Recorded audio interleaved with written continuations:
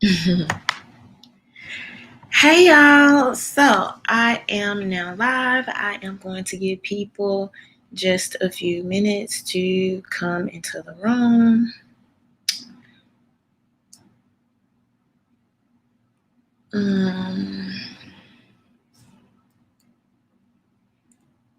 So hopefully everybody is having a good week. I could not go live yesterday just due to some technical difficulties that I was having, so I said I would postpone the weekly live to tonight. So hopefully everybody is having a good Wednesday. And hey Grace, thank you. Y'all make sure y'all let me know as you guys are coming into the room, as people are slowly trickling into the room. Let me make sure I go ahead and thank my patrons. Thank y'all so much for supporting my content. A special thanks to my VIP patrons, Michael Ray and Ray Ray. Thank you guys so much. Hey, Jupiter Black. Hey, Big Boy Get On. Hey, Kenny. Hey, Latoya. Thank you. But happy to see you guys. Hopefully, everybody is doing well. Hey, Janice. So, if you have not saw the most recent video that I posted in my community tab, hey, Cajun. Long time no see. Hey, Helena. Hey, Pelu. Y'all, Cajun has been working so hard. I'm glad he can grace us with his presence tonight. But if you guys have not, I recently posted a link in my community tab. I will be participating in the Solutionary Summit that will be on September 12th in Atlanta. There are going to be a lot of heavy hitters there that are going to be gracing the stage. So I am really looking forward to this event. People like Angela Stanton, Van Lathan, Derek Grace, Sonny Johnson. It's just going to be a lot of people there, y'all. It's going to be a lot of people there. It's going to be really dope. And I just recently heard that Judge Joe Brown is going to be there. And I don't know if you guys have heard me talk about this before, but I have talked about how I have a lot of respect for Judge Joe Brown. And not only am I looking forward to the opportunity to possibly meet him, but one of my goals is to eventually have the opportunity to interview him. So I am speaking that into existence. One day he will be gracing me with his presence over here and will allow me to interview him. I do believe in manifestation. So I am just putting that out into the atmosphere now, okay, y'all? But anyway, I'm super excited about that. So if you are in the Atlanta area, or would like to come to the Atlanta area, like I said, that's going to be on September 12th, and it is going to be an awesome event. I have linked below the information to the Eventbrite. So it is below if you would like to attend, but I did just want to let you guys know that I will be participating in that. So I'm super excited about that. Also, next week, y'all know I'm something else.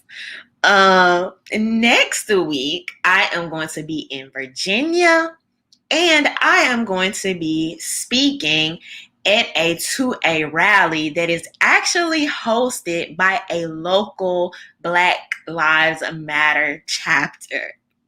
So I was invited to do so. So I am doing so, okay?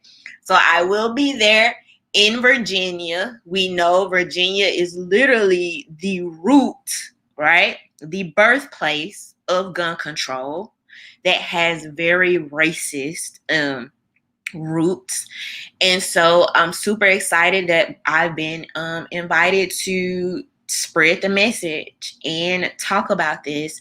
And, I want more people to be armed and be able to basically defend themselves. That's literally what the Second Amendment is about.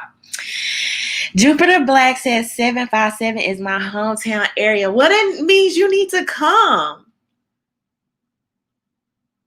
He said, I won't go back to my Commonwealth unless the governor leaves. I've heard that like most of the people out there, just can't stand Ralph Northam. And so, I've talked about him a little bit over here too, as far as gun control. And not only that, he was the one that y'all remember when on he was being interviewed on the radio station, and he said something about when those ladies were trying to push this legislation to extend the amount of time you can abort children. And basically it was too many loopholes in the legislation would have allowed you to abort the child up into birth, right? Basically, that's what it was. And even having the opportunity to kill born alive babies. And so I covered both of those stories, which was really crazy. And it's interesting, right? It's interesting because if y'all remember, this was actually the person that people look back into his history to see there were times in his yearbook where he was in blackface, right? You were literally in blackface, which is what, mocking Black or African features, right? Fast forward, now you promote and support legislation that not only disarms law-abiding Black American citizens, right? Which we know, yes, that legislation is going to get to everybody and it's going to affect everybody, right? But oftentimes it disproportionately affects people in the inner cities, right?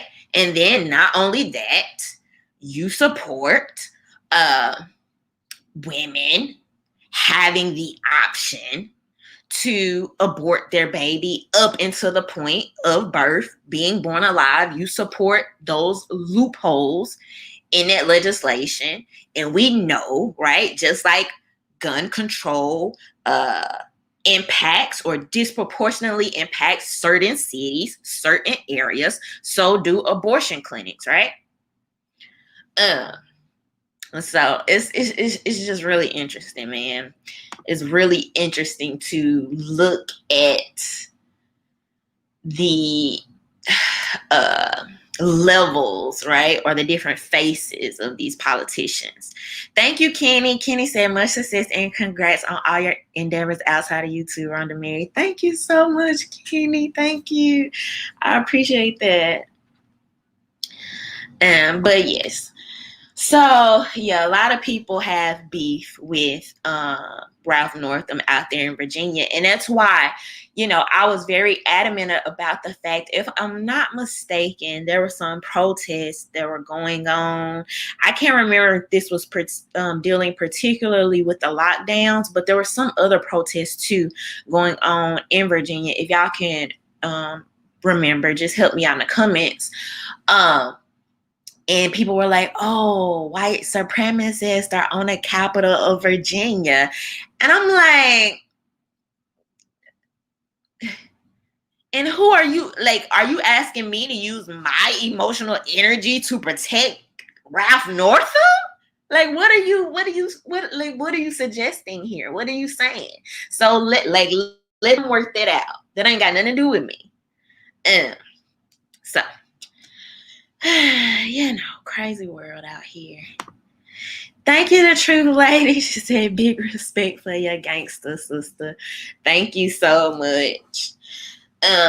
But all right, y'all. So let's go ahead and jump into a little bit about tonight.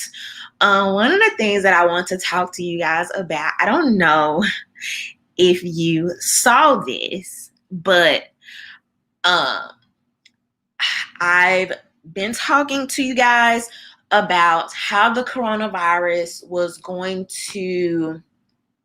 they were going to use this to threaten things like privacy, security, ramping up all different type of measures. And one thing about me, I'm very consistent, right? You'll the same people. It's weird to me to watch some of the same people that say, "Oh, I'm anti-police, defund the police," right? But you're totally on board for laws like some of the gun control legislation that doesn't even make any sense, that further criminalizes, right, good people, law-abiding citizens. You jump on board to criminalize people for things like mask mandates and stuff like this.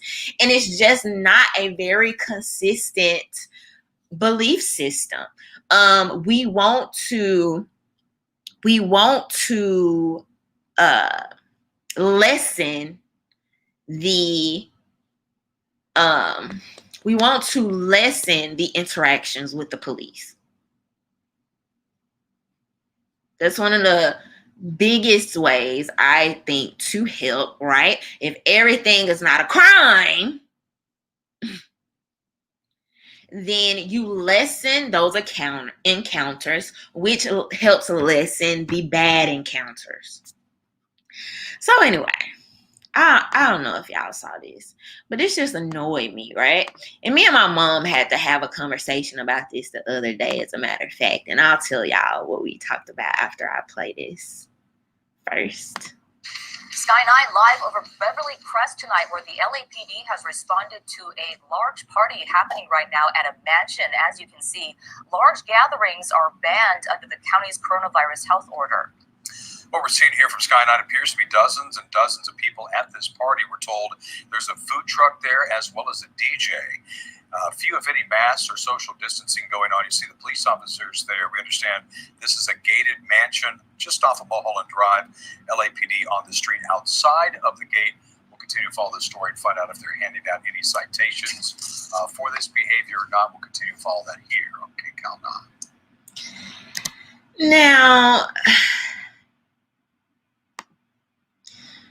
the news people done pulled out the freaking sky cam. You are on these people's, you are over their property, right? You usually pull out the sky cam for what? Usually weather, or it's some type of criminal acting process, right? So usually a high-speed chase or something like that.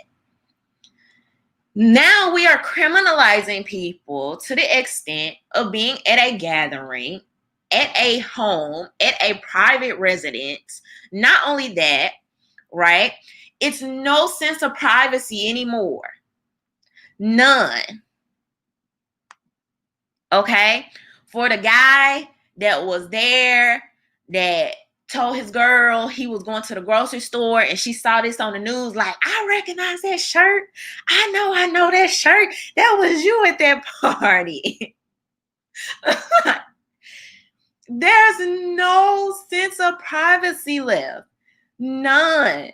And this is only going to get worse. I talked about this. I covered a story. I think, if I remember correctly, this was in Illinois, how you had these private companies working with the government, right? And I don't know when people are going to really realize that the corporations are really running the country. I'm just kind of finally trying to accept and embrace that is the fact of the matter.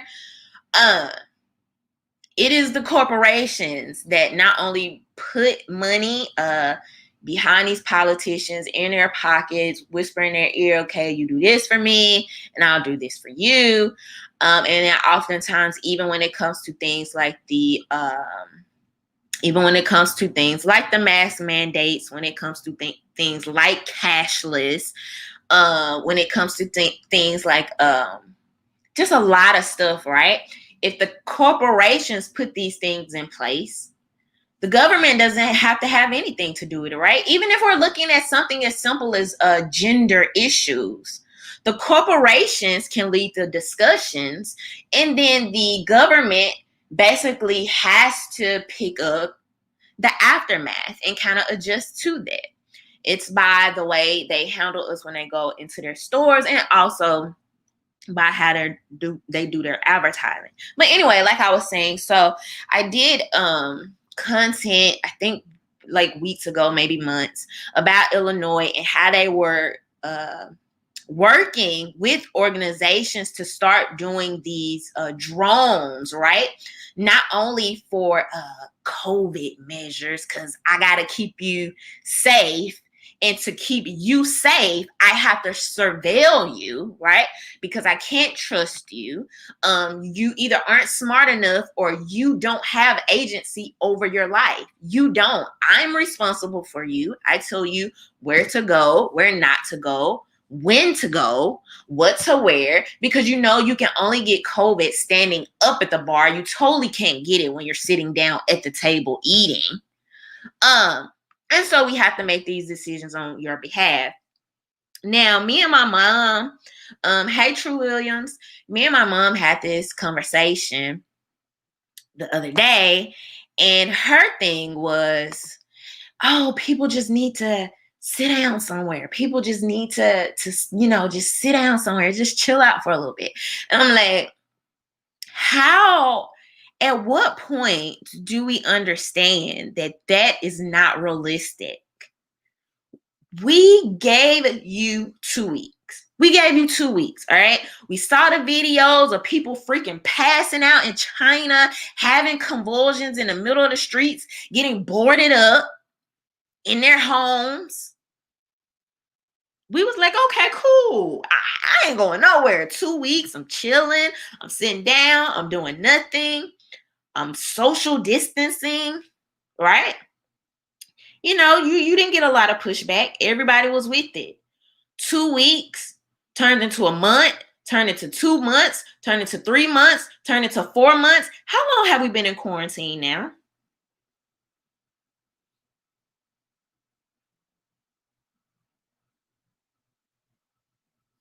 How long has this been going on? It is completely whimsical. It is naive. It is irresponsible. It is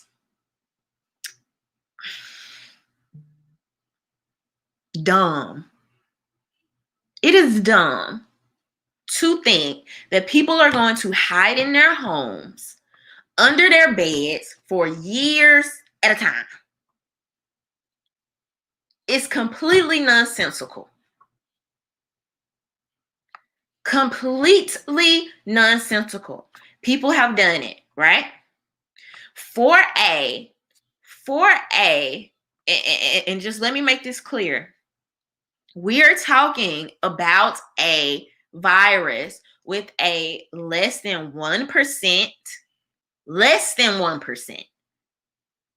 I think it's somewhere between 0.02 and 0.2%. So not even a 1% death rate.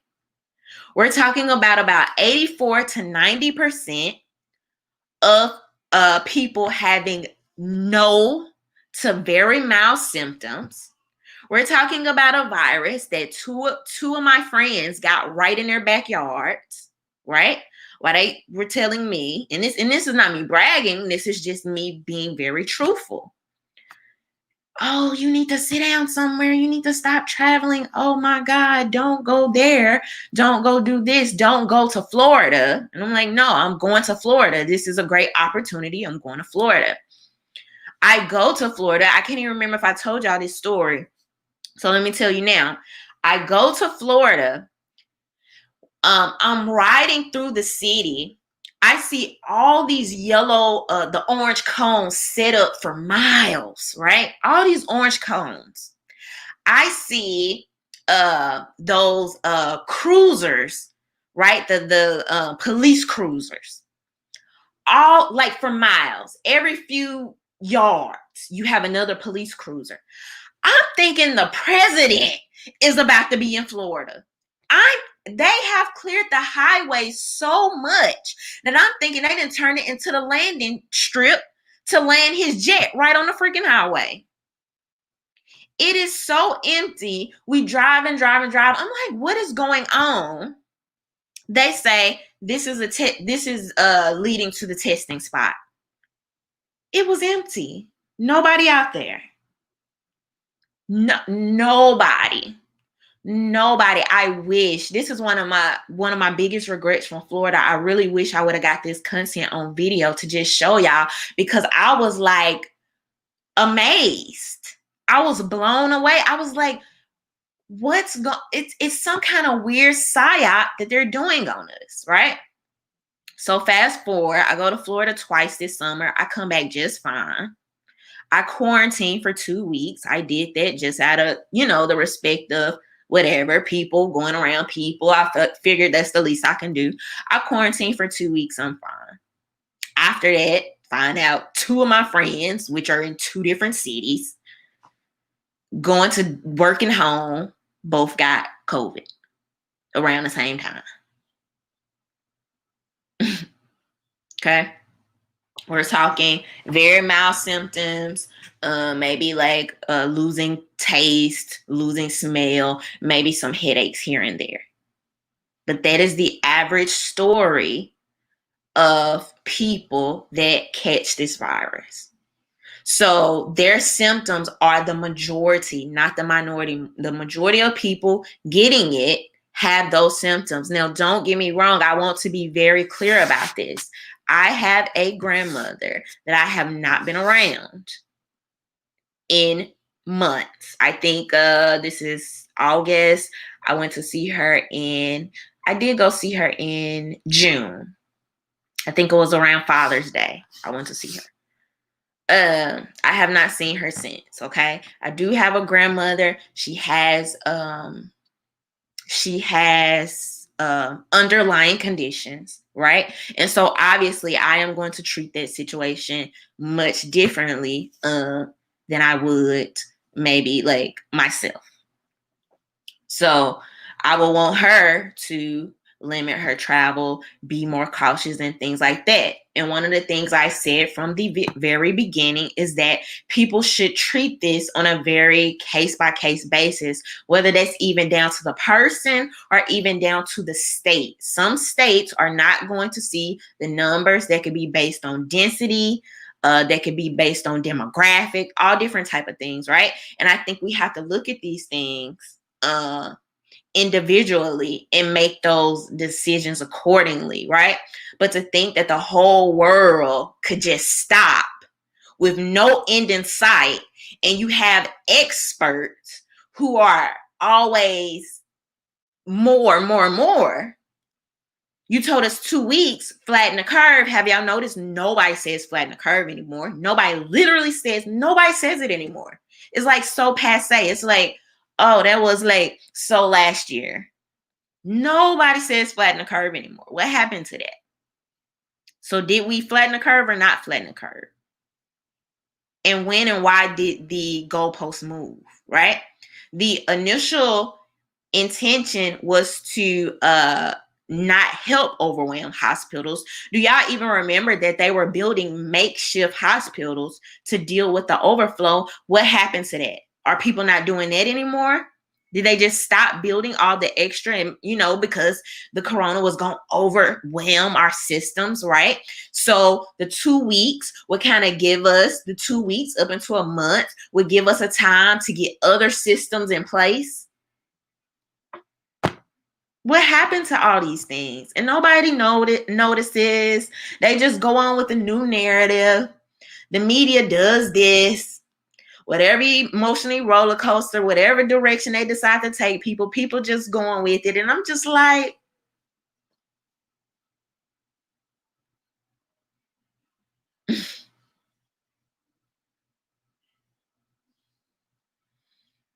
I mean,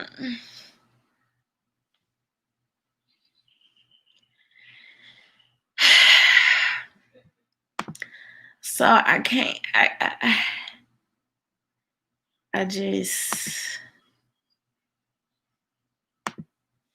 I just can't.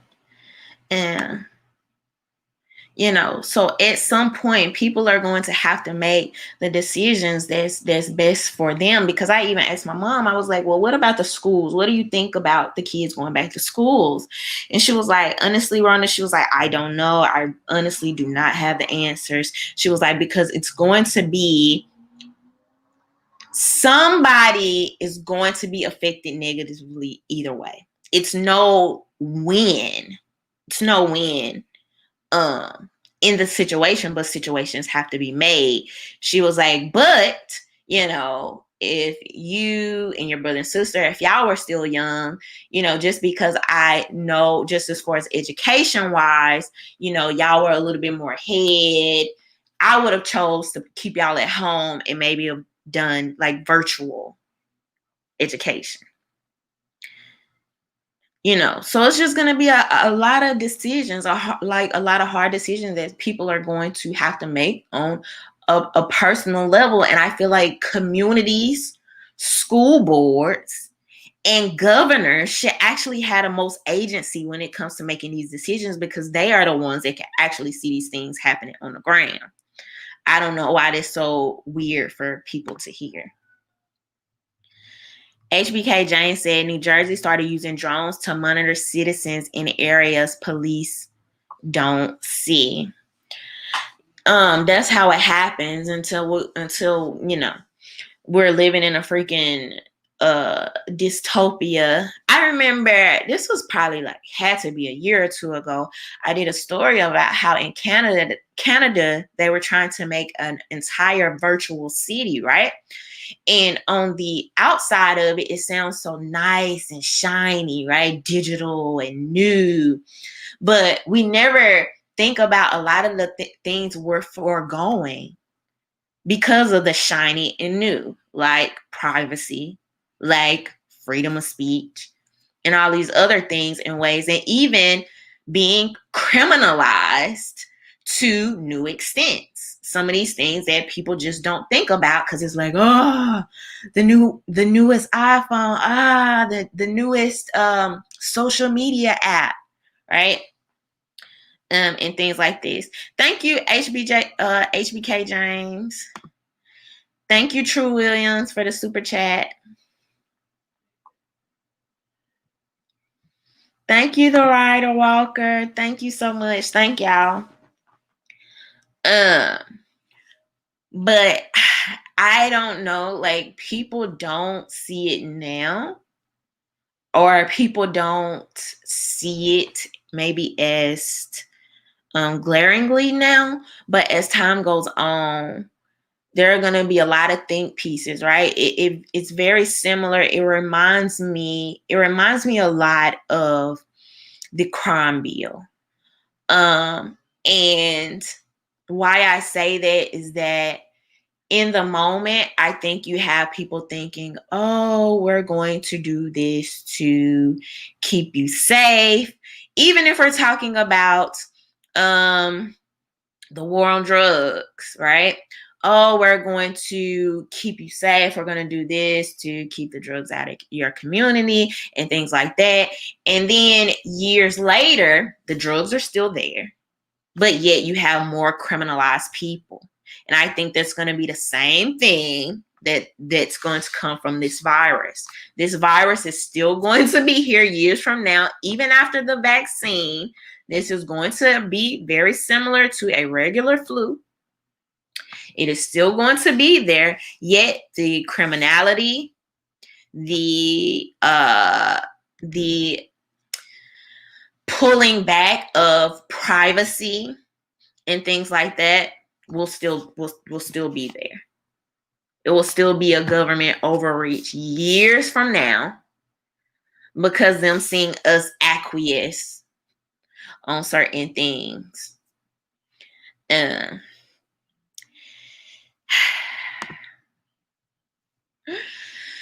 HBK James said V4 Vendetta is looking prophetic now, word for word, using fear and a virus. Are we not at the forefront of freedom versus tyranny? Let me tell you, I just recently saw this movie for the first time. If y'all have not seeing V for Vendetta. Make sure y'all check out that movie.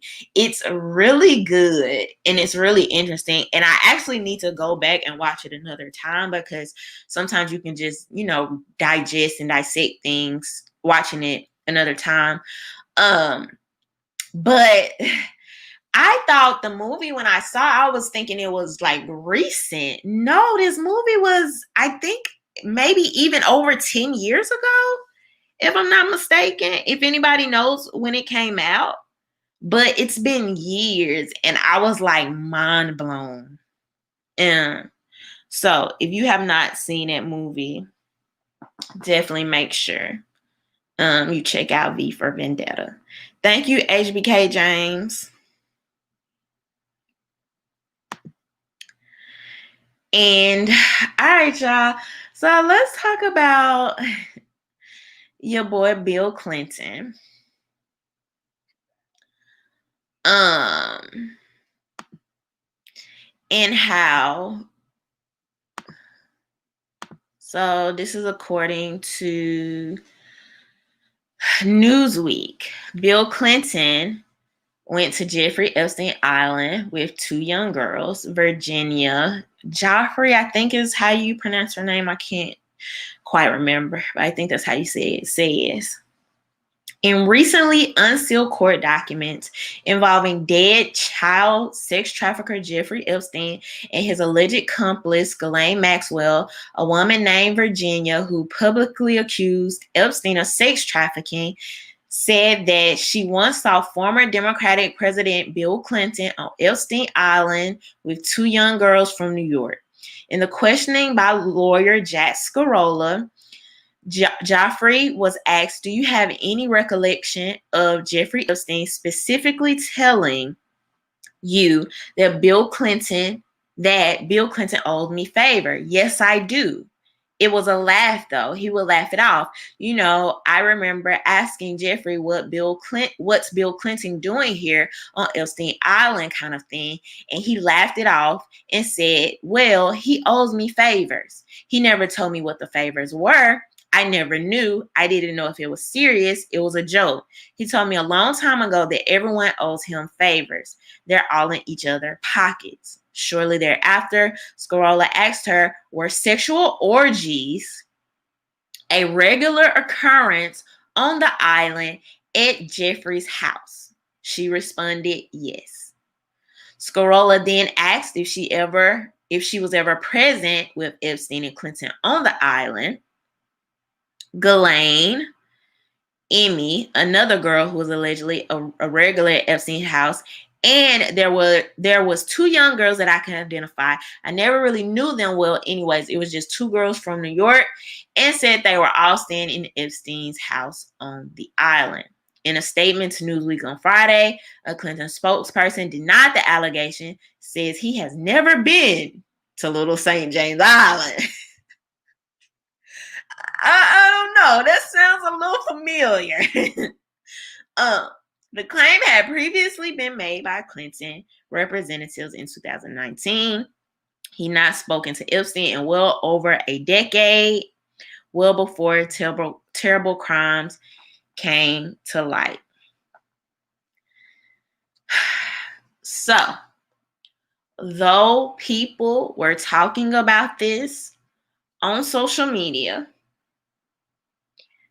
you were nearly hard-pressed to really find your mainstream media to address this, right? So I went to CNN, tried to see if I can find any videos, any news clips about this on YouTube. I could find nothing. I went to CNN's website, specifically trying to find any information about this. Do y'all know what is so funny to me? And it's not funny. It's actually very disgusting and sad and tells you a lot about the time that we're living in. So I went to CNN's website to find specifically about Bill Clinton being implicated in these documents, right? Bill Clinton, a former president, not only a former president, president that dealt with sexual allegations during his presidency, and you don't even name him in the title of this article. How is that okay?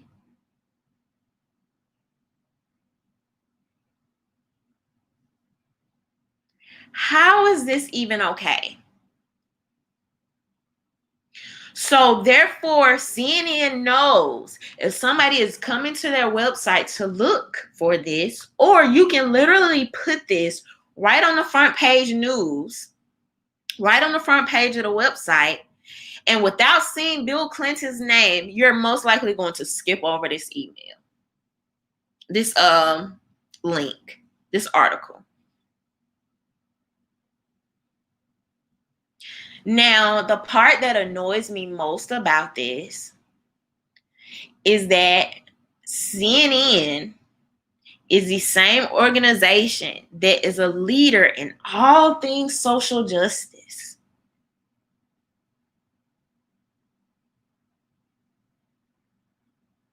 You led the discussions for Me Too. You led the discussions during I can't even think of the guy's name right now. With the Me Too allegations, Judge Brett Kavanaugh, right? We saw how adamant they were about pushing stories that we later came to find out weren't even credible. Very adamant about being a leader in all things social justice, even when it comes to women, to gender issues, to racial issues. And then all of a sudden you get quiet. It's the hypocrisy for me. It's the blatant, glaring hypocrisy that is so painfully nauseating. And it makes it so hard to trust these media agencies.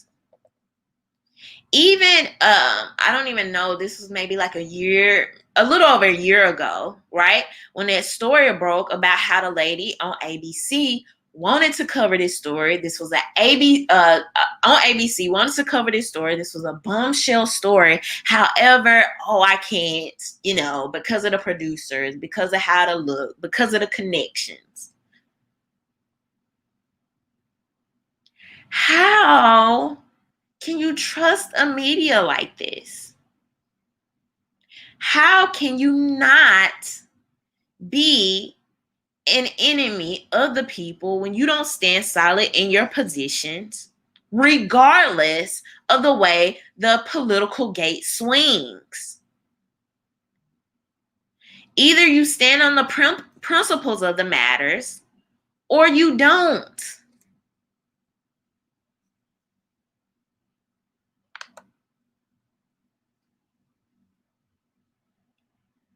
The fact that Bill Clinton was implicated in this, and not only that, we know there are so many other high power key players in this story.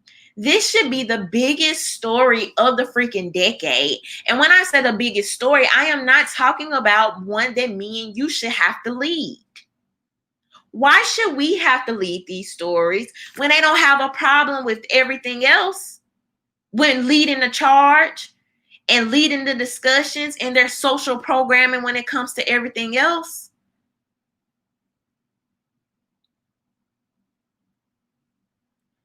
I mean,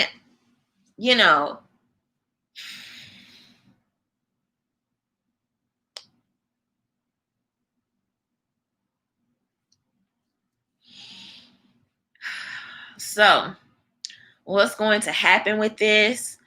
I just don't know. I do hope that Ghislaine Maxwell is able to stay alive through her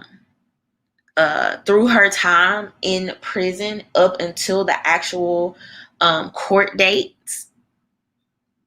I'm not exactly sure at this point of the level of security that she is getting in this prison, but it cannot be allowed to be to the same extent of Jeffrey Epstein, which we know did not kill himself.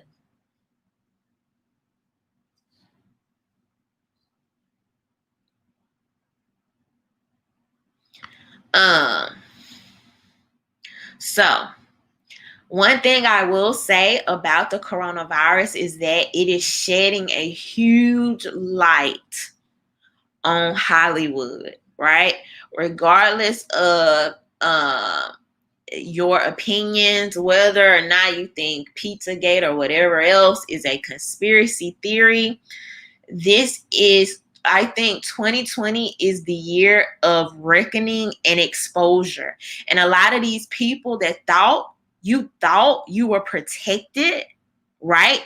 Because you would say things like Black Lives Matter and Me Too and hashtag Believe All Women, that is no longer the case. Because I promise you, there is always somewhere further to go, even with your progressiveness. And so, yes, they're going to come for you. The outrage mob is going to come for you. It's undeniable, and it's going to happen. And it's just funny to see some of the same people who have tried to be the voices, even to look at the fall of Oprah right now, right? And I see her doing this whole Breonna Taylor thing. She's going to do some special about Breonna Taylor, you know, and I see her trying to get back in good graces with people after the way she completely did, the unethical way she did Michael Jackson, right? Even after his death. But these people cannot be protected. Even at this point, you have people like Oprah having to turn off their comment section because you're no longer the faves. You're no longer the faves.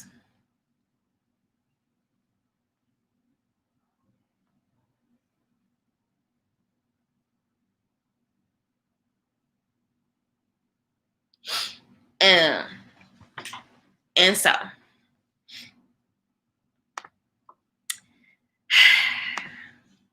I mean, I've been trying to tell people for the longest that these entertainers continuing to put them on this pedestal, thinking, you know, they're so special because they can make a joke. They can, they're a good orator. You know, they can write a good book. They can try to connect to you emotionally, does not make them superior, as in, you know, any stretch of the imagination when it comes to humanity. It doesn't. Because somebody says hashtag Black Lives Matter or puts a freaking black box as their profile picture does not make them morally superior. And I hate to be the one to break the bad news to people, but I've tried to say this. Time and time again. So, y'all give me 1 second. My computer is dying.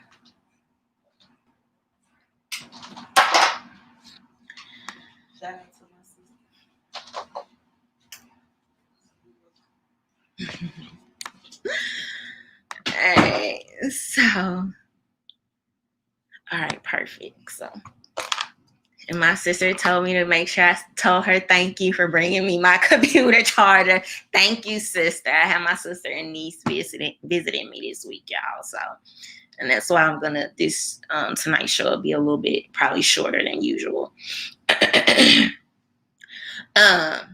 But while we're talking about the entertainers, right? Now we have to take a look at your girl, Ellen DeGeneres, and her fall from grace, okay? Now, when we talk about Ellen DeGeneres, we're literally talking about peak wokeness here. Peak wokeness. How can you counsel, out of all people, Ellen DeGeneres, right? She fits all the boxes. She fits the entire narrative of the epitome of celebrity worship, right?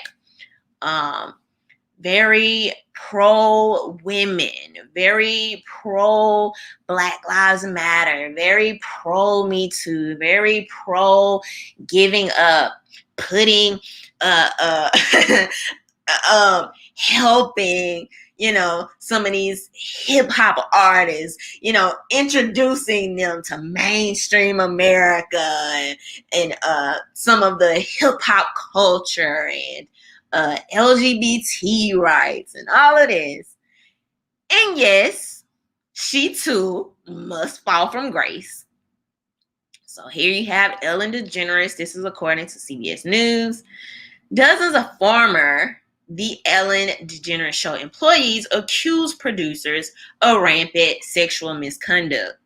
Ellen DeGeneres has responded to allegations of racism and toxicity at The Ellen DeGeneres Show, first reported by BuzzFeed News. Just hours after DeGeneres responded to the allegations, a second BuzzFeed News article alleging allegations. Anyway, of sexual misconduct in the workplace was published. In an article published on July 16th, BuzzFeed News spoke to one current and 10 former employees of the show who claimed they faced racism, fear, and intimidation in the workplace. After facing scrutiny following the publication of the article, DeGeneres wrote a letter to her staff, which was obtained by CBS News on Thursday. In the letter, DeGeneres said she had hope that the show would be a place of happiness where everyone would be treated with respect, and was disappointed to learn that this has not been the case. She also said the show was taking steps to correct the issues. Warner Media, the distributor of the show, is also investigating the allegations. In a statement to CBS News, Warner Brothers said they had conducted an internal investigation and that though not all of the allegations were corroborated, we are disappointed that the primary findings of the investigation indicated some deficiencies related to the show daytime management. Warner Brothers said they had made several staff changes along with appropriate measures to address the issues that have been raised and are taking the first steps to implement them. So first it went from just a dozen people, saying these allegations up to like 50 or even more people now. Even if you go on Twitter and search Ellen DeGeneres, there are several people, hundreds of people talking about how they either met with her, worked with her, served her at maybe like a restaurant, or even been at the audience talking about their personal experiences with Ellen DeGeneres and speaking about her very negatively, right? So the original allegations, which are being investigated now, the original allegations were basically about the producers of the show. That went to now dipping into her actual personality. And a very interesting thing about this, right, is the fact that when it's other people, they want them to be responsible for everybody and everybody around them. Now, Ellen is to some degree trying to separate herself. Oh, I hate this happened on our show. I hate this happened with my staff. I tried to create a happy place. No, now you have to be responsible, because let's not act like, to some extent, especially when you have this number of allegations, and especially when you're dealing with more than one producer or more than one staff member, that starts to sound like a culture. Excuse me. That starts to sound like a culture is being created, allowed, or at the very least, a blind eye is being turned to. Okay. So now Ellen is going to have to she is going to have to account for that. She's going to have to answer that, right? Now you have people who are calling her out as this horrible person. Now, as of yet, you've had several people, and it's just funny to me to watch. You've had several people try to come out and defend her. They, including Kevin Hart and who was the other guy? It was another guy that defended her today. If y'all know, let me know in the comments. I can't think of his name right now. An actor. But you have these people trying to come to the defense of Ellen, right? And people need to be reminded that just because, and I've been guilty of this, and I've had to see this with my own eyes, just because somebody is polite and nice to you doesn't always mean that is everybody else's experience, particularly not when we're dealing with different classes of people, right? So is Ellen going to treat a Kevin Hart the same way she's going to treat a server? You know, somebody that's serving her food, somebody that's coming in to clean her dressing room. Those could be two different things. And it doesn't mean that, you know, I guess people do want to stand up for their friends. And I remember Ellen DeGeneres standing up for Kevin Hart when he had those things said about him. But we all have to remember that goes also to a very important point that I've made, is that these people are often on the same team. They're on the same team. A lot of them are alike. They have more in common with each other, regardless. Believe it or not. I don't care what y'all think. I don't care if it's politicians, actors, entertainers, sports players. These people have more in common with each other, regardless of political stance, gender, sexuality, and race. They have more in common with each other than they have with you.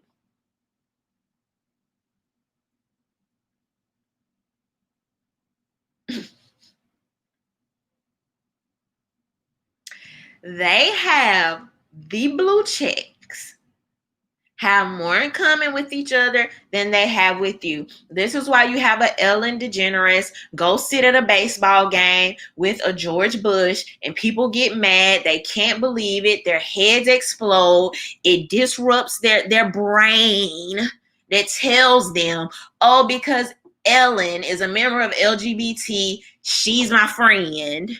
She's my cousin in my head. She's on my imaginary team, this dichotomy that a lot of people make y'all believe exists. However, she just goes and casually chills with George Bush.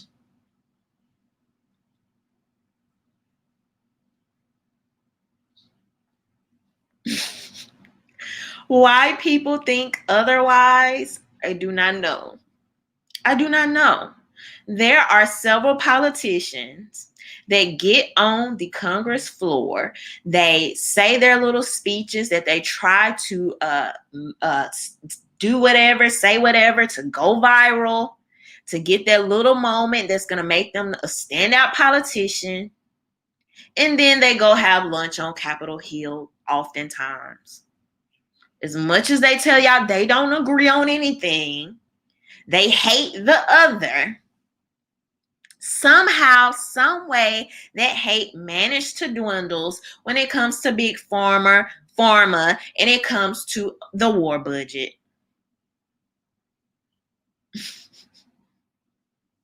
So no, it is no secret that Kevin Hart or most of other celebrities would, at least take up for her, at the very least, stay a little quiet.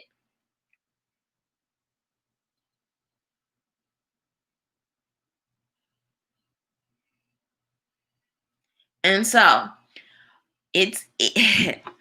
all these celebrities that were super on board with the cancel culture, when it was benefiting them because they could virtue signal from it, they could get little cookie points. They could get y'all to talk about how great and special they were and not like the others. Time will show. Time will tell. And this is why I talk so strongly about people being principled and not wavering with what's cool, what's trendy, whatever, because it will come to bite you in the butt. It will come back to bite you in the butt. Because those holes in your theory, your personality, your humanity will be exposed. And once you have put yourself on a pedestal of all things good, all things righteous, all things moral, there's nowhere to go but down. There's nowhere to go. Kevin Hart said something in his, as he was taking up for Ellen DeGeneres, basically talking about, oh, it's so hard to see how people are treated, and they just try to push you so low or something. Something he said to that extent. It's nowhere else to go. It's nowhere else to go. Y'all were completely okay.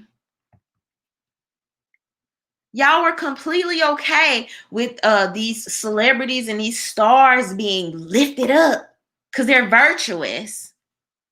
And now when it's nowhere else to go, you act confused. When that same cancel culture, right? That same level of not being able to live up to the epitome of progressiveness. When it comes back to hunt you, now it's a problem.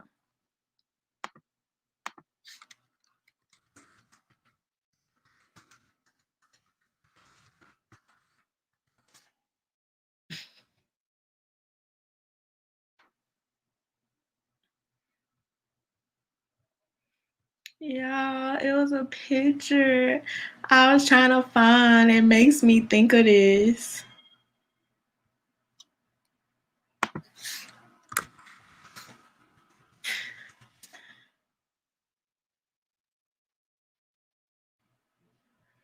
I can't find it. It came from a movie or something, and people turned it into a meme, right? But it was a picture of I can't remember if it was like they were dancing or random people. I know it was a meme though, and you had all these like black people. I want to say, did that come from Game of Thrones or something? I don't know, but you had like all these black people like lifting up this like white woman in the middle of the picture. Do y'all know what I'm talking about? And she had like blonde hair and stuff like this, and I'm like, when you're being exalted and lifted up, everybody's with it. When this is you, everybody's with it. I'm sure y'all have seen that picture because people have used it for like memes and stuff.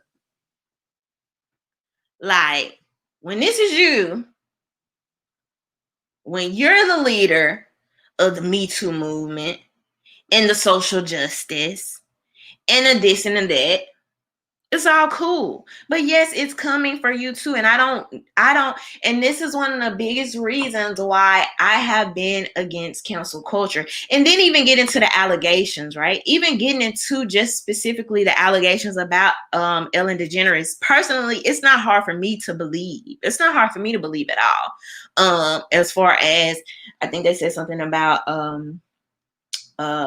racism.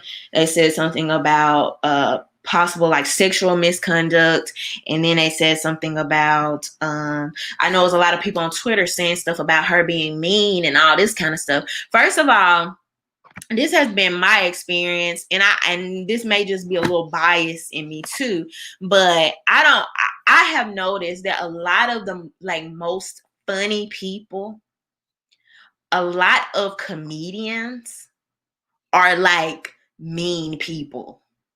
I don't know. It's some comedian or a couple comedians I've heard talk about this. I think even Robin Williams used to talk about how like a lot of comedians were very depressed and had to pull from like dark places and stuff like that. But a lot of comedians just like don't be nice people like, you know, and you know, I mean, that's a little biased. I'm over exaggerating or exaggerate to some extent, but just from what I've seen, just even I don't know, man. Like even when I think about people who used to be like class clowns and just stuff like that, like they be real nice and funny in like crowds and when they're trying to put on an act. But then when you kind of just pay attention to some of their personalities, and you know, this is based on my experience too. But so no, I do not find it hard to believe that Ellen DeGeneres is mean or has been rude to people. No, I do not find that funny. And then particularly right, like you know, when you think about like the white liberal woman in general, as far as the racism thing, I don't know all of the allegations and what's been like said against her, but there have been things that she's done in the past which people have accused her of being racist. And no, I do not remember all those things. I do not keep them in my memory bank, but I do not know. So I do not know. One thing I do remember is this bit she used to do on Halloween dressing as Nicki Minaj. And we already know Nicki Minaj is a very voluptuous woman, but then she will like exaggerate even more so her features. And something about that was always so cringy to me. It was very cringy to me, and I just did not like. I often talk about women just being like overly sexualized. We look at how like Black women's bodies have been used for just jokes, and it makes me think about like the Sarah Bartman story and things like that. And so when she did that, I mean, Nicki Minaj was cool with it, so I was like, okay, whatever. I mean, that's you. But it was certainly super cringy to me. And then even that ideology, right? The ideology that says, oh, I have to speak for you. I have to be the person to carry the social justice torch. I have to, even she did a video about a month ago talking about right, like the protest and Black Lives Matter. And if you go watch the video is so vague. She doesn't say anything specific. It's literally the equivalent of, I'm gonna put this black box up and that'll do it. See? High five. We're on teams, right? Like it's just, you know, just very vague, not specific, you know, for cool points, very virtue signaling, didn't say anything of substance, and not even that I even care or expect her to, right? But it's like when you put yourself to a certain standard, you put yourself to this standard. So yes, people are going to judge you by the standard you created for yourself. You did this. That's where I was basically going. Black introvert says she treats Black people like pets. It's a very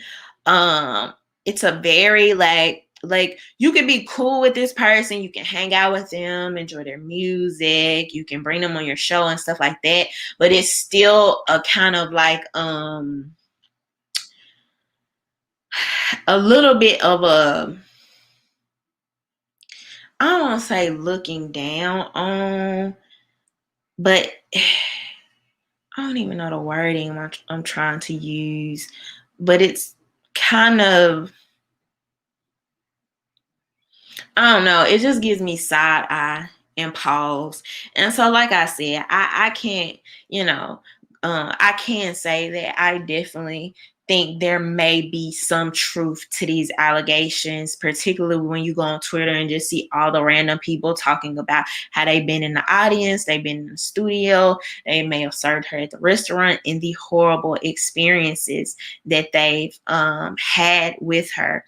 And so you're also going to see this. You're going to see this now with Oprah. You see, and a lot of these people are being tied to, allegedly, I'll say allegedly for now, Pizzagate, right? Which a lot of those people are, tied directly. Some of these people having the same fall from grace are directly tied to possibly these Epstein logs. And so a lot more of this is going to be coming out over the next few months. Some of your other faves may be called into question, but I am really glad that there is celebrities being pulled to look at, look at from a different lens. And I'm glad that people are starting to question celebrity stan culture. We have to remember these people, a lot of them, they're actors, they're entertainers, they have managers, they have publicists that tell them, speak this way, don't ask this question, don't bring this up, promote this. This is your sponsor, so you need to talk about this, interject this. And the more people see that these people oftentimes are putting on a face, and it does not necessarily match the person that they are behind the scenes or off the camera. As we start to eliminate this stan culture, this celebrity worship culture, I think you'll see a lot of the culture change in general. So 2020 is bringing a lot of things. 2020 is bringing a lot of things to light. And some people that thought that they checked all the boxes, they checked all the progressive boxes to stand the test of time, you were wrong. You are wrong. I've heard this statement, people say, progressiveness eats its own. And I've come to the realization that the reason it eats its own is because it has nowhere else to go. It has nowhere else to go. Something new has to be offensive. Somebody else has to be offensive. It has to be somebody else's turn, because how else can you continue progressing? Something else now has to be racist, sexist, bigotry, wrong, whatever. Has to keep going. But yeah, we're gonna see what happens with Ellen. We're gonna see what happens with Oprah. We're gonna continue to see what happens with Ghislaine Maxwell. Like I said, there is a Jeffrey Epstein documentary that will be coming out on Lifetime. I can't remember the exact dates of that. I think it's in a couple of weeks or so. I haven't been seeing anybody talking about it. I've seen 0 people talking about it.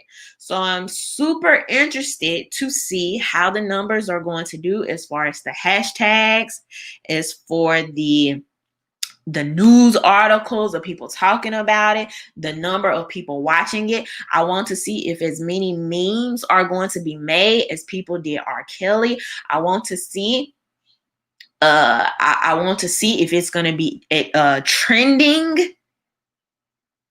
I want to see if the Lifetime Jeffrey Epstein documentary is going to be trending as long as the R. Kelly one did, right? Because as much as I talk about the media and their responsibility or lack thereof, that does overlap with what we're interested in, what we pay attention to, and what we talk about as well. So we'll see. And the difference between a R. Kelly and a Jeffrey Epstein, though both of them have done wrong, right? You have a Jeffrey Epstein that is connected and tied to so many other powerful people. So many other powerful people. And so, yes, something in me wants to see it all fall. Just let nasty old Hollywood just.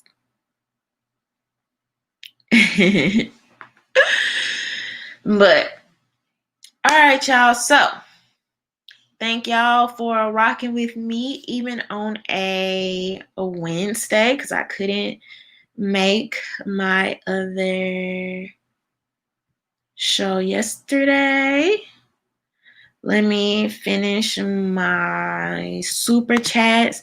HBK James said, how can you trust the media? Answer, Operation Mockingbird, mission accomplished television, aka telling lies to your vision till they come out of the shadow. Right. Thank you, HBK James. Truth Lady said, look into deep fake re Oprah. So I don't know what you're talking about. I'm gonna look into it, but that's another scary thing. Like, I've seen some deep fakes lately that are so believable, y'all. And I'm so worried that deep fakes are gonna take us into a whole new level of dystopia. And it's going to be so much harder to decipher just to decipher things.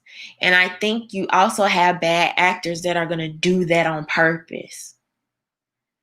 And so I think you also have bad actors that are going to hope that regular, just everyday people start to take interest into these things, this technology that allows deep fakes, and try to disseminate this information on their own. So I actually thought deep fakes would be ramped up a little bit more by now, but it's not, especially with like all this stuff coming out about people, but it hasn't been so far. So we'll see. We'll see what happens. Thank you to Truth Lady. Thank you to Ryder Walker. All right, y'all. So thank you for everybody that super chatted. I appreciate you guys so much. Thank you to my patrons. If you would like to become a member of my Patreon, help support my content, that link is below. And I believe Helena has been dropping it throughout the live. Also, a special thank you to my VIP patrons, Michael, Ray, and Ray. Also, if you were not here at the beginning of the show, I did say that I will be attending the Solutionary Summit that will be in Atlanta on September 12th. I am super looking forward to that. If you would like to attend that link is also below. I'm going to be there with a lot of awesome people. So this is really going to be great. I'm really looking forward to it. I'm most looking forward to hopefully meeting Judge Joe Brown. So that should be exciting because I just have a lot of respect for him and his ability to be tied up in television so long and even going against the grain. I just have respect for that. So, or going against the mainstream narrative, I should say. And that's probably why they still haven't given him a blue check on Twitter. But all right, y'all. So thank y'all for joining me on this lovely Wednesday. Y'all have a good night. Bye.